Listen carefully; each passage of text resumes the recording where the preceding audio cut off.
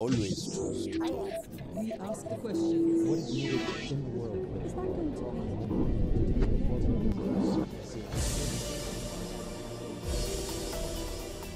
Pomoćnica generalnog sekretara UN-a i zamjenica izvršne direktorice UN Women Nyaradzayi Gumbonzvanda tokom posjete BiH istakla je da ova zemlja u odnosu na regiju prednjači u uspostavljanju okvira za ravnopravnost polova. Za Jazeeru govori o značaju jednakih razvojnih mogućnosti za žene i muškarce. Ističe i ženski doprinos u procesima rješavanja sukoba, gdje žene umjesto vojne sile koriste metode koje su više održive i manje invazivne. Mrs. Gumbonzvanda, welcome to the Al Jazeera Balkans program. Thank you. Thank you so much for having me. Thank you for coming. Reflecting on your first visit to the Western Balkans, what would you identify as the most notable achievements of Bosnia and Herzegovina in driving this agenda forward for gender equality and women's empowerment? I have to start by giving my recognition to the women of this country. I'm just so much touched by their level of resilience. I arrived in the country just when the country is responding to the flash floods. So meeting my sisters and hearing how they are responding, being on the front line of the humanitarian crisis, but also how much they need in order to be supported has been very important. So that was the first big impression that I had, was just to see how women respond to crisis, and then to also have the impression of how women are daring to stand up, to find solutions to the everyday issues that they experience. I know you've just had local elections in the country, and so meeting with women who have been running for public office, and some of whom were elected, was also very encouraging. And then and to see the possibilities with the efforts by the women's organizations in the country, the association, the groups working on a range of issues, the women farmers, women's associations responding to violence against women, economic empowerment. So that gave a very strong impression to me on what is possible, and equally to see the efforts that are being made at the state level by the various authorities to build on the gender commitments to the country, but definitely at the backdrop of knowing how difficult it is for women, as they also shared their experience of 1995. Talking about difficulties, what areas did you identify that require more improvement? I think the first is there's still a lot of pain and healing following the experiences of the atrocities and the genocide. So the whole area of women, peace, security, healing remains important, remains critical. So I sat with the mothers of Srebrenica Memorial. They touched my heart because I also grew up in war in my country, Zimbabwe. So I understand loss, but not maybe to the same magnitude. So it was very evident to me that one area that still needs to have more effort is women's contributions to healing, to peace, to security, community cohesion, coming together. That is still very evident. But I was also so encouraged to see that as the United Nations, and especially us as UN Women, we so much value United Nations Security Council Resolution 1325 that was adopted in the year 2000, and which really said we need countries to have women in the negotiations for peace. We need women to be protected and their rights to be protected in crisis. We need women to participate in the security sector and to have also their humanitarian needs. So we have this very strong resolution, which came also as a contribution of the women of Bosnia-Herzegovina. If the women of this country had not contributed with their own experiences, together with the women of the Democratic Republic of the Congo, together with the women of Namibia, we would not be celebrating 25 years of this resolution. So out of the experience of this country and the women's own pain was a gift to the world to say women have to be on the table to be part of the solutions. But we have an increasing backlash on gender equality across the Western Balkans and beyond. What would be the key priorities to navigate and address these challenges? I think there are a couple of things. What we are seeing is the regression on commitments that had been made, the commitments that have been made by the United Nations since it was founded in 1946, that we must live in a world where we have equality and gender equality, where women's rights are respected and are protected. And so the regression that we are seeing is also a questioning of some of the critical values that are part of the internationally agreed values, which including Bosnia-Herzegovina agreed to the Convention on Eliminating all forms of discrimination against women, the Convention on the Rights of the Child. So what we see is it's a forced dichotomy, that we see more values of culture, of religion, being abused to undermine the values of participation of women. I say abused very intentionally. I am a woman who values her own culture. I strongly am a woman of faith in my own right, like anybody else belongs to their own faith. Faith and culture is about social cohesion. It's about well-being of its own people. It's not about dividing, but about building together.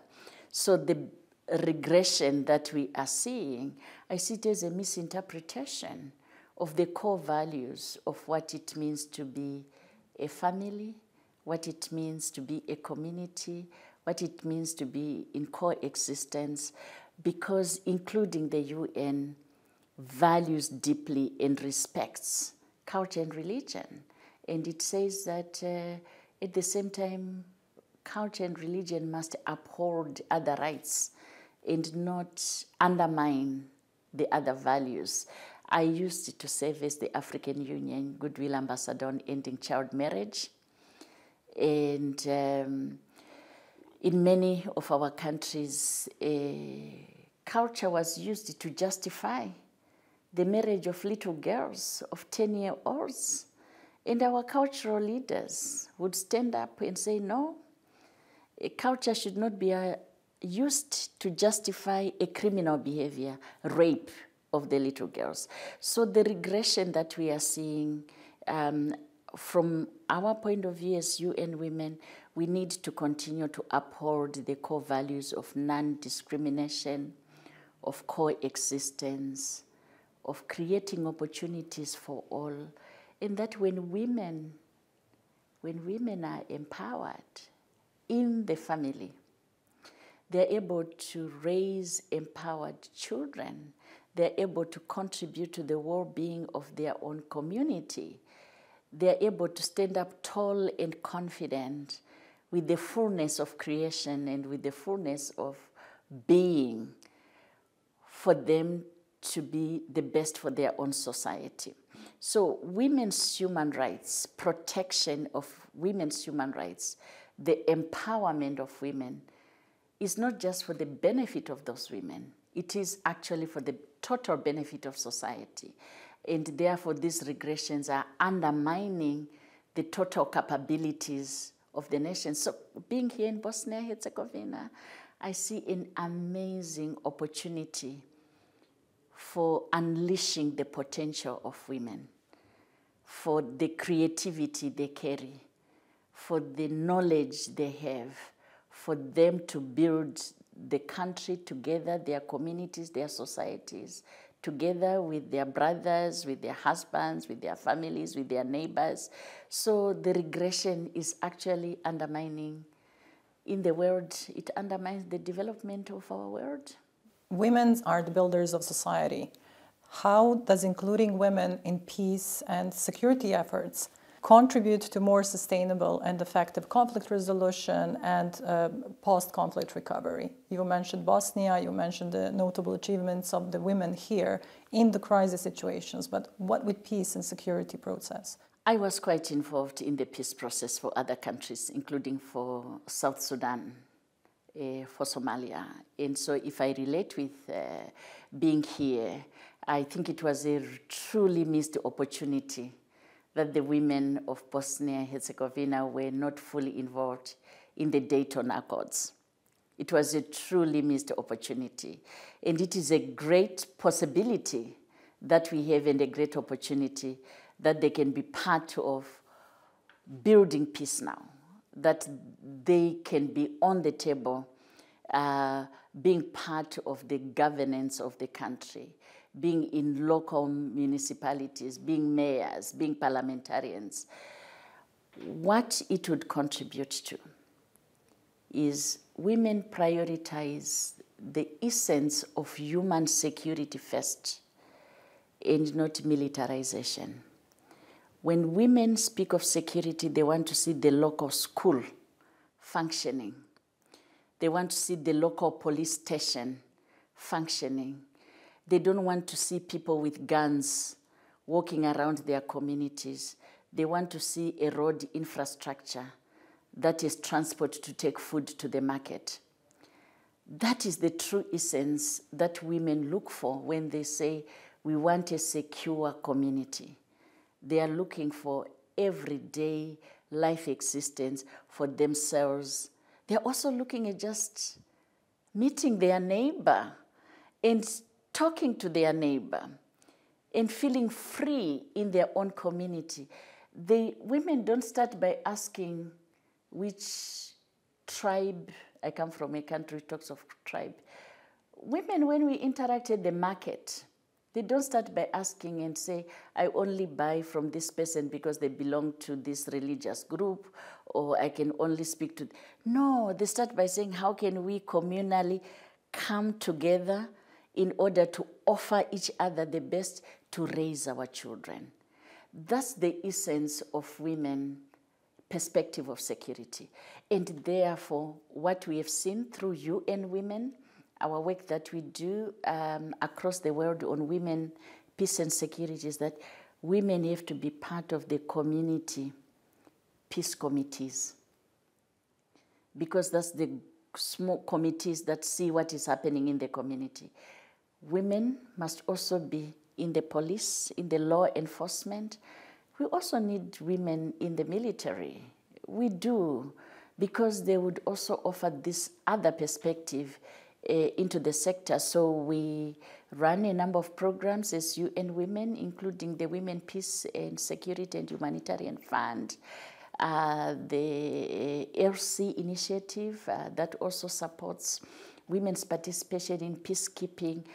But at the end of the day, the greatest contribution that women bring when they talk about security is well-being of their community, a life free of fear, a life free of violence, and a life where we strive for economic development.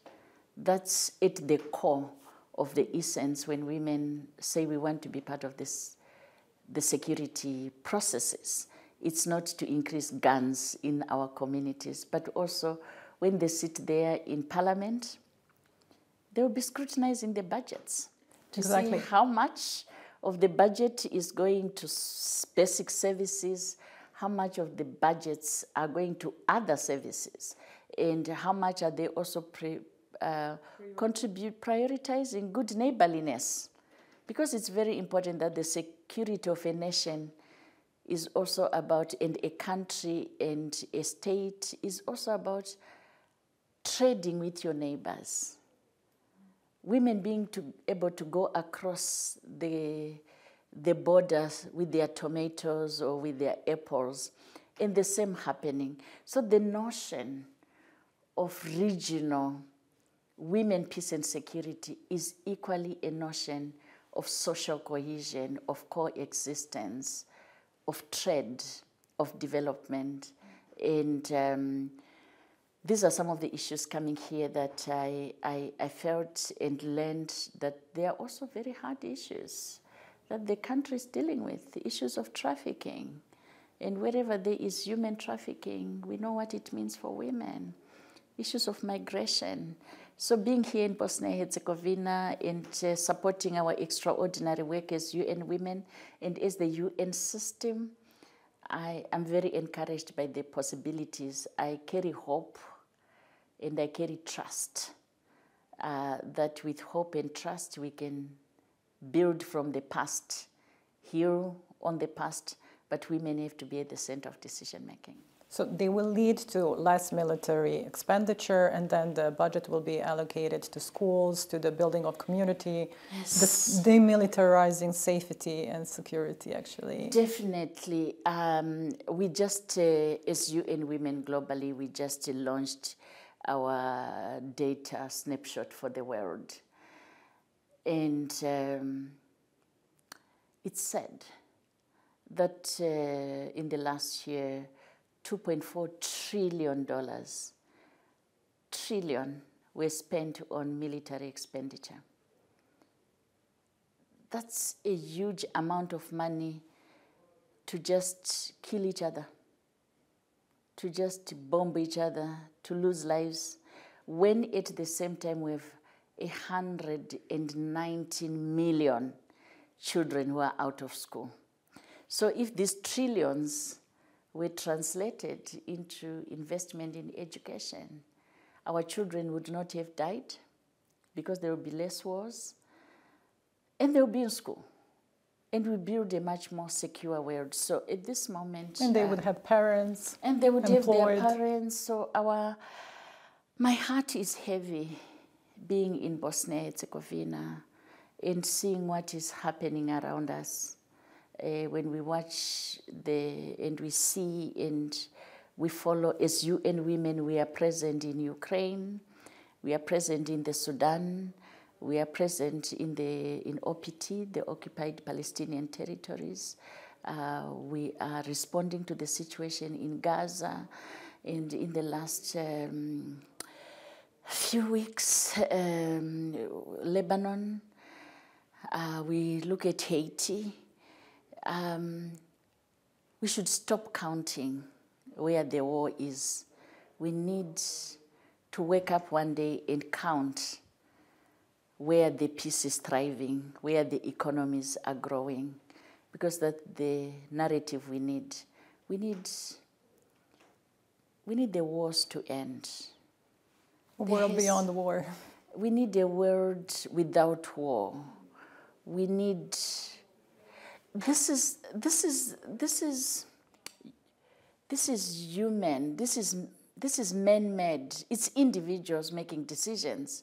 It's not like a natural disaster. War is not a natural disaster. War is individuals making a decision. Can they make the right decision and have a ceasefire so that the women, the men in our communities, our little children, can play, can just wake up and play. Women can go to the market. We can go to school. And we can know happiness. That's what women are striving for when we say we want peace, we want security. Women are asking for normalcy. For life. For life. As the world approaches the 30th anniversary of the Beijing Platform for Action, why is it crucial to reaffirm the principles of this platform in the current context, particularly in the Western Balkans? This is so important. 1995, we went to Beijing, of course with our tears, because already the situation here with the atrocities was happening. So yes, we were in Beijing, and it was the women from the Western Balkans and the women in other conflict countries who insisted that of the 12 critical areas of priority in 1995 at Beijing should include women in armed conflict, and for us to address the issues of weaponization, for us to address the issues of the economy and poverty and rebuilding. The notion of peace building was also very evident. So as we approach the 30th anniversary on Beijing Plus 30, it's a moment that we start by recognizing the bold steps that have been taken. We must acknowledge progress, small as it might seem, because at times when we have pain, we always feel the tears, but we also want to recognize a little bit of the rays of sunshine that would be in people's lives. So even just the essence of stopping the guns and starting to build institutions in itself is important. Just being here, meeting with the director for the gender agency, gender equality, was important to say we actually have institutions that advance gender equality in the region. How can we continue to resource this? We have women's organizations. How can we support women-led organizations? So as we look at the Beijing Plus 30, we're saying we need to continue to call for an equal, just, and secure world. At the same time, we need accountability to gender equality, accountability to what our member states, our governments agreed in 1995. We also need a recommitment. A recommitment because we are way behind those decisions that were made, including the Sustainable Development Goals. So we need accountability, we need a recommitment, but ultimately, we need the resources to advance gender equality, the resources which are more than just money, but the resources which includes technology, skills, time. And I'm just so grateful and excited that one of the greatest resources of the moment is the media. And the media has been walking the journey with women around the world on the journey from Beijing, 1995. And therefore, I'm also looking forward to the media, which is one of the 12 critical areas of priority, to continue to walk the journey with women, telling their stories, the stories of the women that I met, the women farmers with beautiful vegetables, but who struggle to access the market. So what would be the message of encouragement? What encouragement would you offer to those advocating for gender equality in Bosnia and Herzegovina who continue to champion gender equality despite the challenges? Every action counts. Never underestimate the effort that one makes when they wake up every day, even if it's just a thought, even if it's just visiting a neighbor, even if it's just developing programs together. We weave the tapestry of solutions. We weave the tapestry of gender equality by connecting the actions that happen in our communities, and equally by building systematically strong policies. It's important for governments to have strong policies and to have institutions that deliver on those policies, but never to give up being a decision maker, because women are decision makers every day in their lives, in their communities, but we also want them to be decision makers in public office. We want them to be many in parliament, in local assemblies, as mayors, so at many levels. So my advice is, let's remain on our feet together. And us as UN and as UN women, we are in this country, we are on our feet to continue to hold our hands together with the women of this country and with all to support the efforts to advance gender equality and the rights of women and girls, and also being very conscious that there are also other women who are on the very margins. I met with the Roma Women's Associations who say, remember, even when we talk about gender equality, we also have inequalities within our communities. So we also need to continue to say gender equality has to be advanced whilst addressing the other inequalities that exist in society. Mrs. Gumbonzvanda, thank you for talking to Al Jazeera. Thank you. Thank you so much. Thank you for having us. And again, thank you to Al Jazeera for all the support in the voice, lifting the voices of women across the world. Thank you very much.